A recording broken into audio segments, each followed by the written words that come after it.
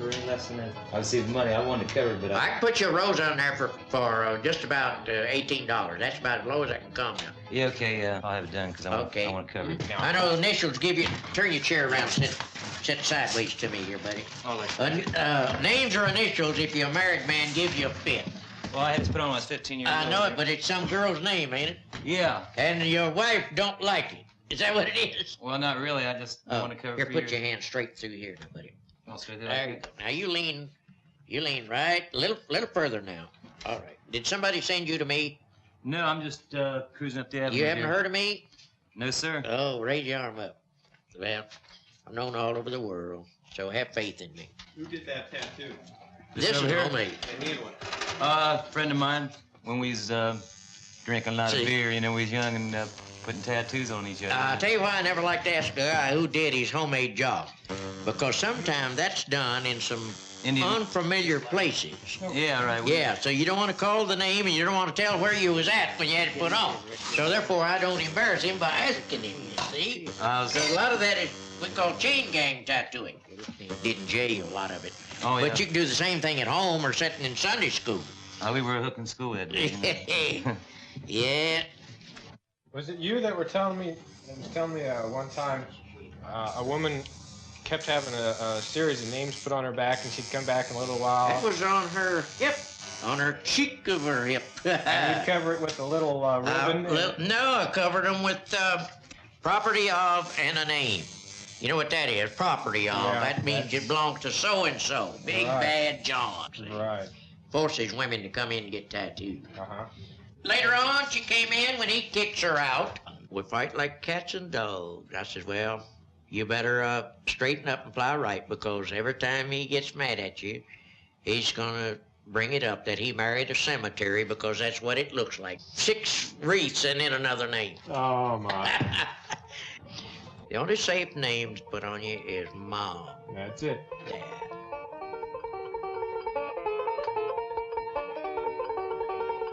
What makes a good tattoo? A good tattoo is something the man studied and thought it out long before he got it. Then he got it.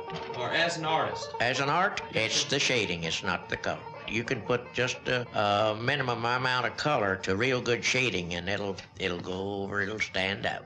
You take the old-timey tattooing that was did this way with heavy shading. That's the way I was taught. And I've seen the people grow older, their tattoos still look better, and they were put on over 50 years ago. Is that the old school? That's the old part of the old school, yeah. See, we have our stencil cleaned up, laying down here, and I got a powdered charcoal. I dust a little on that, and then we rub it into this groove. The charcoal, like that. Then we dust it off and wipe the excess off. Now the stencil is prepared. Then a small application of bacitration, a little greasy surface, and turn this right over and stamp it right down. That pulls this charcoal right off on the skin, and this charcoal will leave an imprint there. That's your guiding line. Okay, Jim, try to relax. Why did you pick that scene from Moby Dick? Well, it was the end of the book. I can't think of anything that would depict the whole of the book like that scene. There was the white whale pretty much winning out over the ship, if it ever was a battle. Queequeg was maybe the most important character in the book. Ishmael survived on his coffin, and on the coffin was inscribed a bunch of hieroglyphics, he called them, that matched the tattoos that Queequeg had. Ishmael didn't quite know what to make of them. I think he was speaking from Melville at the time, too. You ever done a Moby Dick before? No, No, never had no call. How comes, you say? Yeah, I never had a call for it. 51 years. Everybody don't read Moby Dick. But I did Barney Google. Happy Hooligan, Katzenjammer Kid. I was tattooing this cowboy grind, and a well-dressed guy walked in last summer, and I said howdy, and So he spoke and he looked, and I knew what he was looking for. He didn't want any tattoo. He waited a few minutes. Does that hurt? And Brian says, is it supposed to? He shook his head and he went out of here, never said another word. And you know, he was disappointed by being fooled right there in 10 seconds. Yeah. He was fooled. Right. He thought he was going to step over a bunch of drunks. Yeah, right. And blood running everywhere and all that crap. Yeah, well, that's what a lot of them are after. They come down and they want to see the lurid part. You know, they want it to be, you know, something that they can get some kind of a cheap vicarious thrill out of. It's just too bad that that's the way it's gone so much. You know, you got a fantastic shop here. It looks this great. is ancient stuff. Well, I'll tell you, I never was much of a hand to change anything. I had a lot of stuff that disappeared in New Orleans before I came up here. Yeah. Yeah, Right. that's about it. Do you feel like when you're tattooing that you're helping people somehow? Let me study that over. Or curious? Yes and no. I must be helping him because he's craving it, and he's in his right mind. He's not under the influence of anything, that's for damn sure. And he's paying me to do it. But I don't think I'm helping him a bit if certain designs he picks.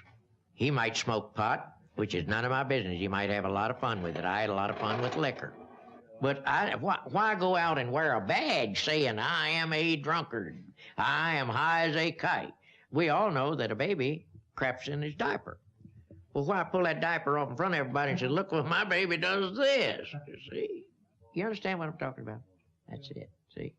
I never put a swastika on my life till I got here. And I didn't do it then for the first year. But I got big bucks coming here, buddy. With money, I'll just take my business to Chicago. That's the way it happened. Now I got a swastika. You think I like that swastika? The man thinks I like it as a damn fool. I've had snake shows. I've had several snake shows. I started out with a big one, and they got too expensive. You know, they'll kick off on you. You lose a lot of money. Then I wound up with a den of all small ones, different types. Worked it as an educational exhibit. No damn geek or wild man crap. A guy told me how to work them. I had an old man working them, 60-some years old, World War I veteran, and he knew snakes. And he could lecture on them and work with them 2 hours, never tell you a lie. They're awful interesting. A lot to know about them. And an old guy in Alabama told me one time, said, boy, says, you're crazy. Says, get you a young broad to work them snakes. I said, they're too dumb. They don't know anything about snakes. He said, I don't make a goddamn. Just put her in shorts. Jungle Jim hat on. I said, they ain't gonna look at snakes anyway. And I got a damn broad and put her in there. And they'd say, what kind of snake is that? It's a snake. What kind of snake? It's a goddamn snake, she'd say. That's all she knew.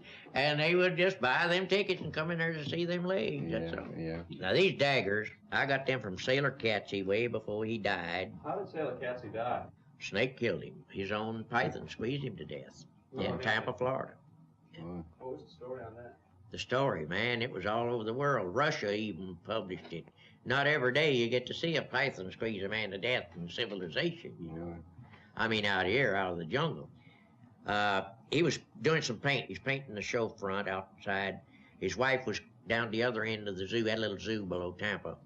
And so she was cleaning the lion cage, and he was up the other end painting. And he happened to look through the glass and saw his python trying to shed. And he was having a struggle. So he walked around and walked inside of the building where he could get into the cage, and because the cage door was open, this is the only way they know. But when they found him, the snake had just finished squeezing him out here under a palm tree and was climbing up the palm tree, or getting ready to climb it. And what he had done, he'd went in there to help him shed, and he had that paint thinner all over him, and that new hide, that snake just got a hold of him and wouldn't turn loose. Yeah. And oh man, they got right up. She took that thing on the road for 4 years after that and cleaned up. And I saw one of the letters, some ignorant church woman typed it. It says, you is working for the devil, and I hope you be next. That's what it said. You is working for the devil, told her. Right, Yeah. right. I hope you be next. Yeah. There's oldies, buddy. Yeah, that come from Grimshaw. Yeah, that especially. I've seen Sailor Jerry had that mermaid painted up. He painted that about in the early 40s. I've seen his version. That Red Cross nurse, that was called Rose of No Man's Land. Right. Yeah, that was from the First World War. Yeah. Charlie Wagner, I guess, put more of them on than anybody in the world. Hell, I was in his shop. He let me work in there 2 months to get enough money to go to Florida. And a sailor come in, he wanted an eagle on him. And Charlie says, no, today's Heart's Day. Right. And so, I don't put nothing but hearts on. Oh, no, I want an eagle, Charlie. I've been coming here a long time. I said, maybe I'll get to you after a while. So after a while, the man put his arm down there. He drew a goddamn heart right on him. He didn't give him no goddamn eagle.